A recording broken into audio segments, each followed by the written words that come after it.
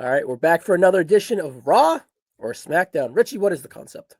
Concept is if these stars had to retire tomorrow, we had to hang a jersey on the rafters. Will it be a Raw jersey or a SmackDown jersey? And here we are trying to figure out what these designated brands are to these superstars that we're spinning on the wheel today. Well, luckily, up third here, for us anyways, is Marcus. Marcus, were you more of a Raw guy or a SmackDown guy? I'm a Raw guy. Richie's a SmackDown guy. What were you?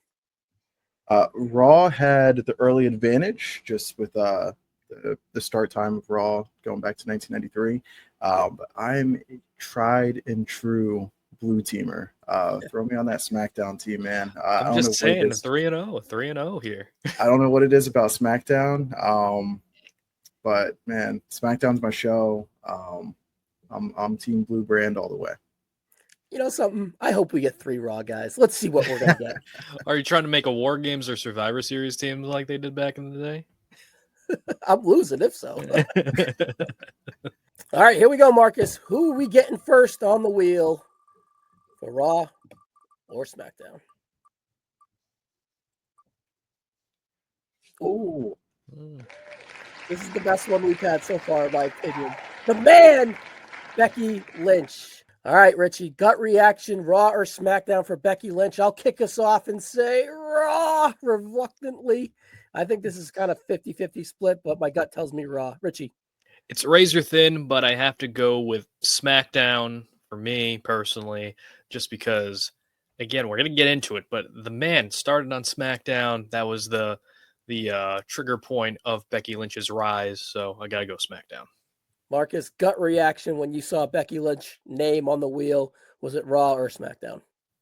SmackDown all the way. We shall see, boys. We shall. All right, Marcus, these are the stats. I'll start off with Monday Night Raw, and her best year was 2022. Her 5 moments for Monday Night Raw was 1, the bloody nose in 2018, becoming the Man in 2019, pretty much, big times Bex in 2021, 2022, her feud with Bianca Belair as big time Bex in 21-22, and her current day feud with Lila Valkyrie. All right, now we're going to go on to the SmackDown side. We thought the definitive year was 2018. She was the first ever SmackDown Women's Champion. You got to remember that Fox debut promo with The Rock where they just trashed Baron Corbin. There was that feud with Charlotte Flair that resurrected and pretty much was established the Man character. The Sasha Banks feud in 2021. And, of course, the feud with Alexa Bliss in 2016. Marcus, she had 96 overall matches on Raw. No, this was about a month ago where I compiled all this. So 97 with the Bayley match from last week. And she had 89 SmackDown matches. 51.9% of her matches on TV were from Raw, and 48.1% were on SmackDown. Marcus, now that we've taken a look at these stats, where would you like to digest and kind of make your argument for SmackDown or pivot to Raw? What do you kind of, and once you see these stats, what do you kind of take in? I think despite her debuting in 2015 and debuting alongside Charlotte and being part of the team TCB, you know, I think she's a SmackDown all the way. I do think of the Man as a SmackDown character, a situation where SmackDown makes and Raw takes. That happened because of the brand split. That happened because of the exposure on SmackDown. That happened because of the backstory and storyline with Charlotte. That happened because Carmella was the champ in that SmackDown the SmackDown Women's Title match at SummerSlam 2017. All that happened, 2018 maybe. But all that happened because she's on SmackDown, and even the bloody nose incident from Raw, which happened during a SmackDown invasion of Raw, she's in the blue shirt right there. She was forever branded as part of the SmackDown roster during her big breakout there. So she might have more stats on Raw, she might have bigger moments on Raw, but those don't happen to me without her being tried and true to the blue brand. I think she's a product of the SmackDown roster. All right, well, let me throw a volley for Raw, and then Richie, you can kind of close with your thoughts. I do say that her rise is very important, 16, 17, and 18 especially, as she became the man. I think she was solidified as the man at SummerSlam 18, and she was obviously a part of the SmackDown brand.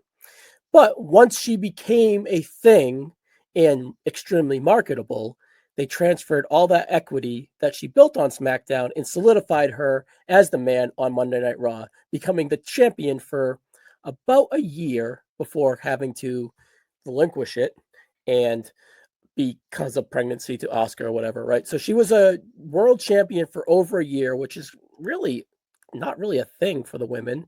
And when she was the world champion, she was the biggest star in the company and really the poster girl in the company. And that was on Monday Night Raw. The guy historically who is the poster boy on Monday Night Raw is usually your top guy, a la John Cena, a la Roman Reigns, when the brand splits a thing. But for a full calendar year, that was Becky Lynch in 2019. I really dig her story right now with Lyra Valkyrie. I'm looking what she's done to the for Lyra since return just shows how valuable she is. That being on Monday Night Raw. Yes, I agree, or I would volley that Charlotte is historically her most important rival and perhaps her best rival. But I really enjoyed that Bianca feud.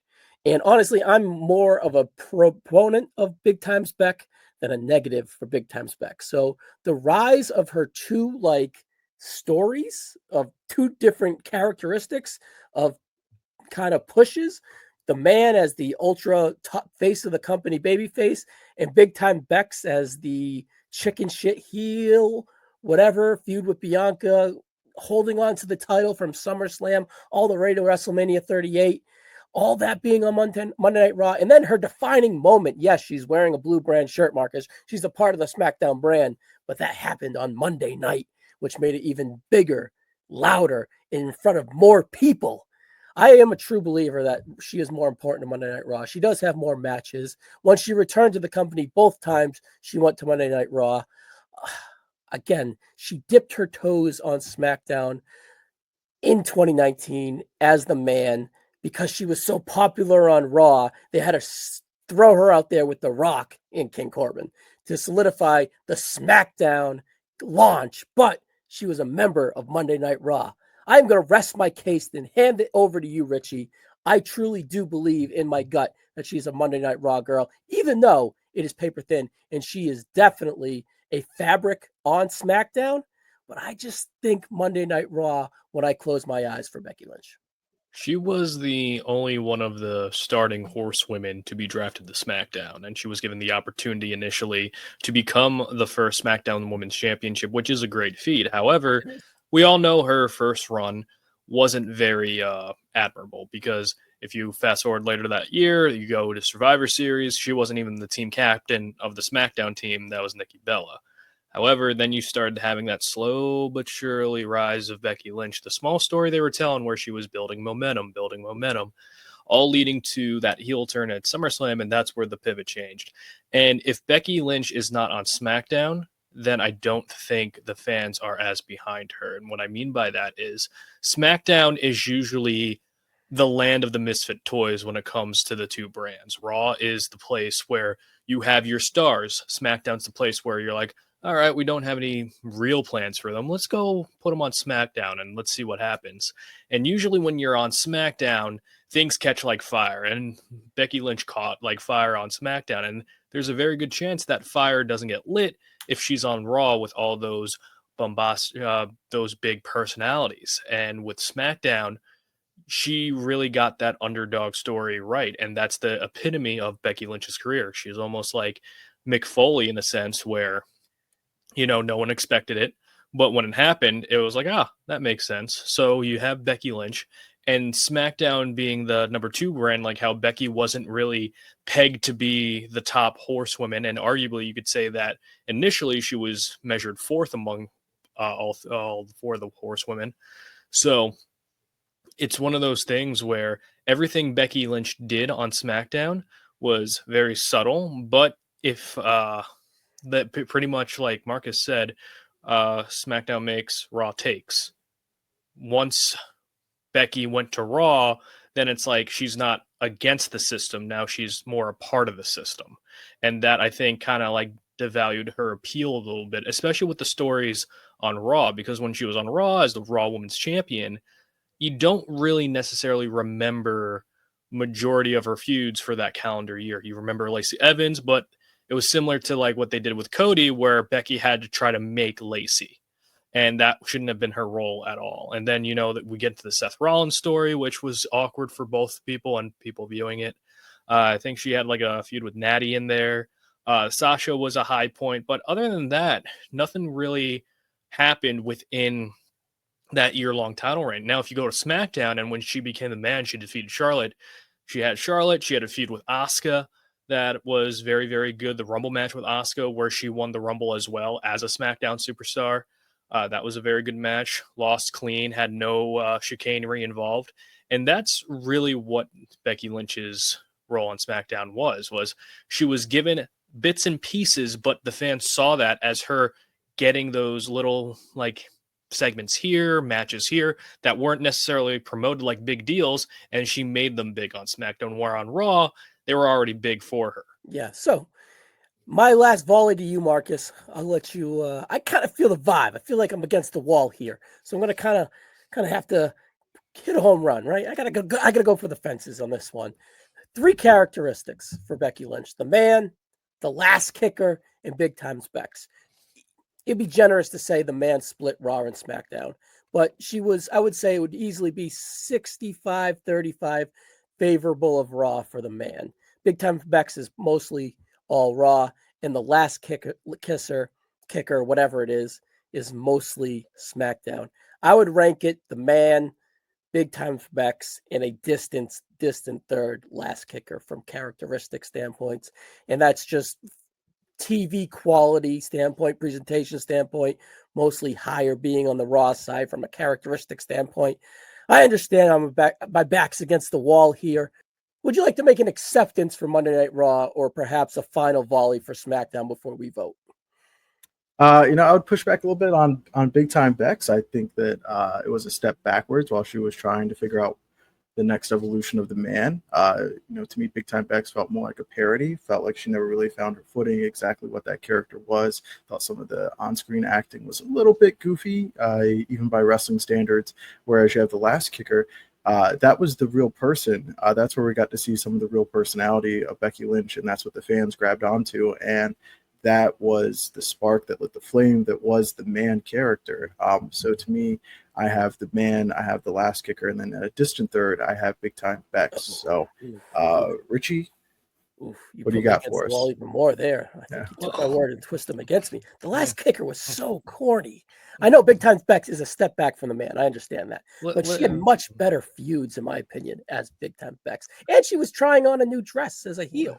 You know, the steampunk era, I really, really have nostalgic love for that, because I was in a show that was steampunk in my former life. But with Becky Lynch, again, it's one of those situations where, again, like, I think her best work was on SmackDown because it gave the fans something they never knew they wanted. Like, no one saw Becky Lynch when she got called up compared to Charlotte and Sasha at the same time, and pointing to her and be like, all right, she's going to be the top star in X amount of years. Came out of nowhere, and that momentum happened on SmackDown. And when you have somebody like Becky Lynch, she was different on SmackDown, where it's like she had that vibe. She was one of the first NXT call-ups to actually thrive on a brand. While Raw, it was pretty much set up for her that these are the people that Becky's going to work with, and Becky's going to rise up. And she did have that wonderful NXT Women's Championship run that I think really did benefit the women's roster for a short period of time.